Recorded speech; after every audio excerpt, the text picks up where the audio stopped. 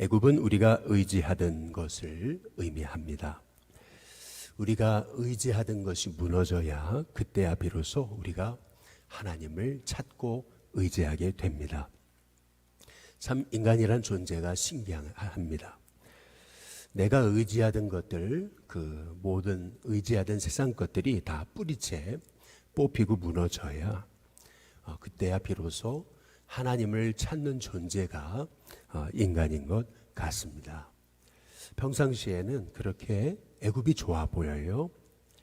애굽의 줄을 대야 내가 잘 살 것 같습니다. 그래서 애굽 쫓아가고 애굽 의지하고 애굽의 목을 매는 것이거든요. 세상은 계속 이런 얘기를 해요. 줄을 잘 서야 네 인생이 잘 되는 거라고 말이죠. 인생이 줄 없이 되는 거 봤냐 이렇게 이제 얘기합니다. 사실 인생이라는 게 별거 있냐. 밀어주는 사람 있고 또 끌어주는 사람 있어야지. 네가 그렇게 혼자 독불장군인 척 하면서 뭐 하나님이 보이지 않는 그분이 뭐 네가 뭐 이렇게 용을 쓴다고 뭐 그분이 도와주기를 하냐, 아니면은 하늘에서 먹을 것이 떨어지냐, 아니면 뭐 그분이 너를 승진이라도 시켜주냐, 뭐 이렇게 세상은 자꾸 애굽 의지하라고 우리에게 이렇게 손짓합니다. 근데 이런 말을 들을 때는 이제 그것이 이제 솔깃하죠. 사실은 우리도 살아가다 보면은 든든한 뭐 세상 백 하나쯤은 있으면 좋겠다. 이제 이러한 이제 생각이 드는 것이 이제 사실입니다. 그리고 줄을 대기도 하고, 그리고 또 인맥을 동원하기도 하고, 사람 쫓아가기도 하고, 이제 그것이 우리 세상사인 것이죠. 그런데 오늘 말씀에 여호와의 날, 슬픈 그날, 구름의 날, 여러 나라들의 때가 올 것이라고 말씀하십니다. 그날은 어떤 날이냐면은 우리가 의지하던 그 애굽에 칼이 임하는 날이다. 이제 이렇게 말씀하고 이제 계십니다. 결국 우리가 그렇게 의지하던 애굽, 그 애굽이 무너지는 날이 올 것인데, 애굽이 무너지는 날 4절의 중간 끝에 부분에 보면은 구스에도 심한 근심이 있을 것이다. 이제 이렇게 말씀하고 있습니다. 애굽에 줄을 대고 애굽 쫓아가는 인생, 애굽이 망하면은 그들도 함께 망하는데, 결국 애굽만 쫓아가고 애굽만 바라봤는데 애굽이 무너지니까 얼마나 큰 근심과 절망이 있겠느냐라고 이제 우리에게 말씀하고 계시는 것입니다. 실은 오늘 말씀은 이사야서 31장에 1절부터 3절까지 있는 말씀과 아주 동일한 말씀입니다. 이사야 31장의 1절에 보면은 도움을 구하러 애굽으로 내려가는 자들은 화 있을진저라고 이렇게 말씀하고 있습니다. 도움을 구하러 애굽으로 내려가는 자, 다시 말하면 애굽을 인생의 소망으로 삼고 애굽이 꼭 하나님인 양 쫓아가는 그 인생, 화가 있을 거다 하나님이 말씀하십니다.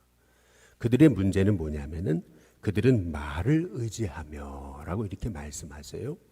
말이라고 하는 것은 결국 경제력을 얘기하는 것 아니겠어요?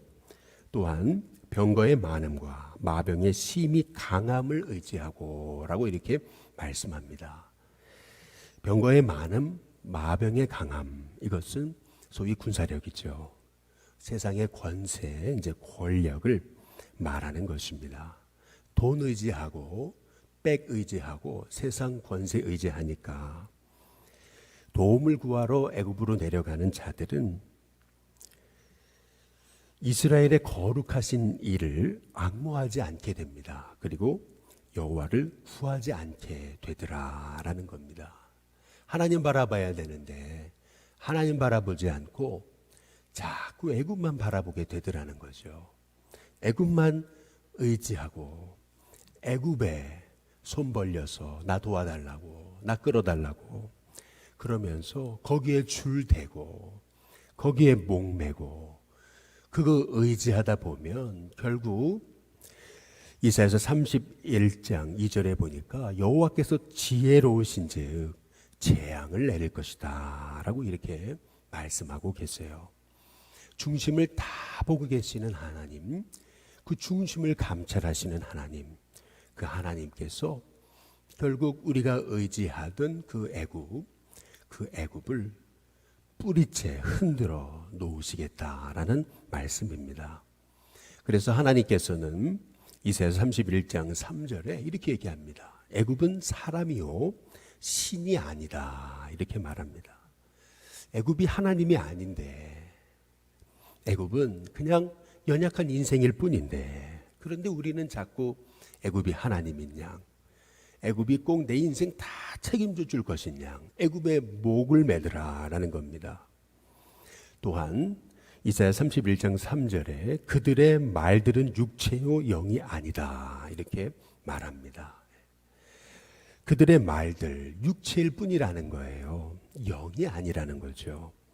그래서 여호와께서 그의 손을 펴시면 돕는 자도 넘어지고 도움을 받는 자도 엎드러져서 다 함께 멸망하게 될 것이다. 우리 하나님께서 말씀하고 계십니다. 결국 애굽 의지하고 애굽 쫓아갔는데 애굽 무너지니까 애굽만 무너지는 것이 아니죠. 애굽에 줄대고 있던 모든 것이 함께 무너지더라.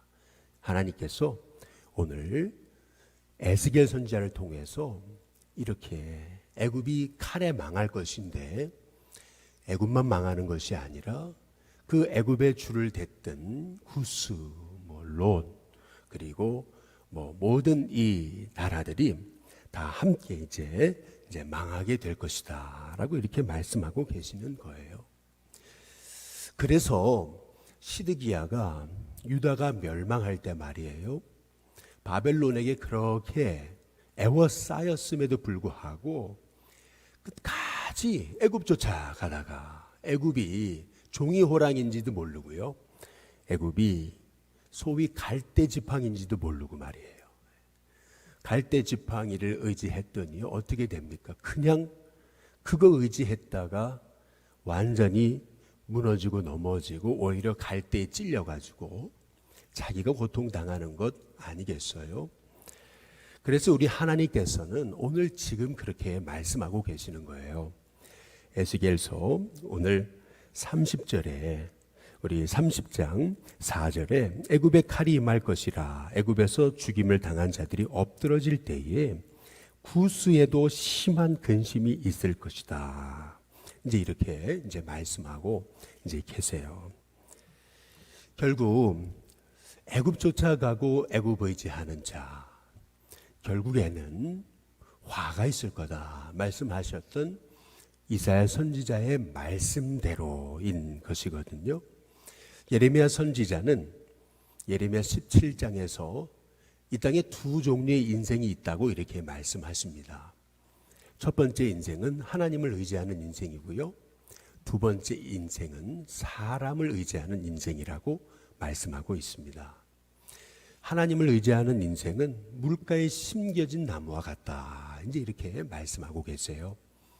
물가에 심겨진 나무가 뿌리를 강변에 뻗치고 강변에 깊이 뿌리를 뻗치고 있으니까요.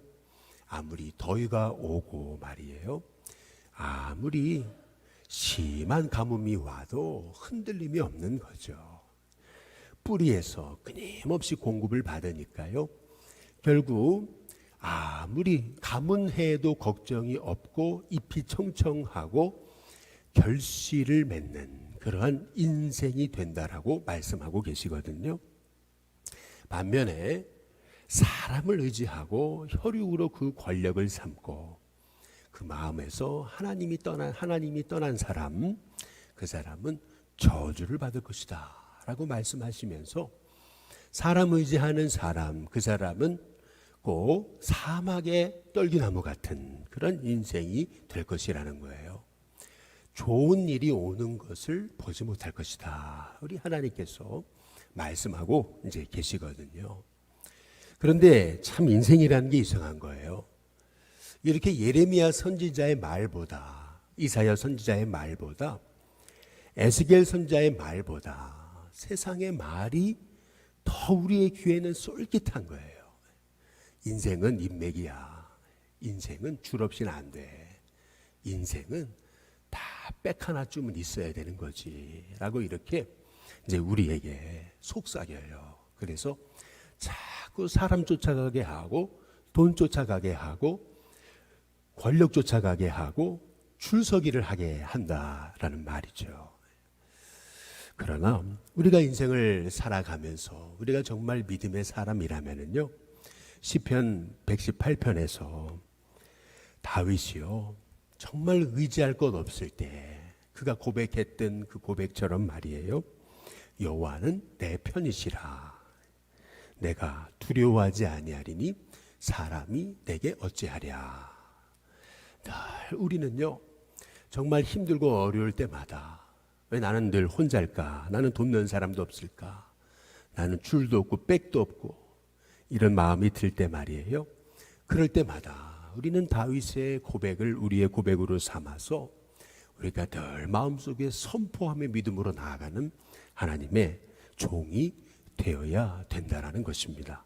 시편 118편 7절에 여호와께서 내 편이 되사 나를 돕는 자들 중에 계시니 라고 이렇게 말씀하고 계세요. 하나님이 내 편이 되셔서 나를 돕는 자 중에 계신다. 하나님이 날 도우시는데 내 인생, 세상이 나를 알아주지 않아도 나는 그 하나님께서 도우시니까.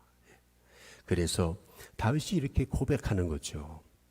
여호와께 피하는 것이 사람을 피하는 것보다 낫고 여호와께 피하는 것이 고관들을 신뢰하는 것보다 낫도다 라고 그렇게 고백하고 있는 것이죠.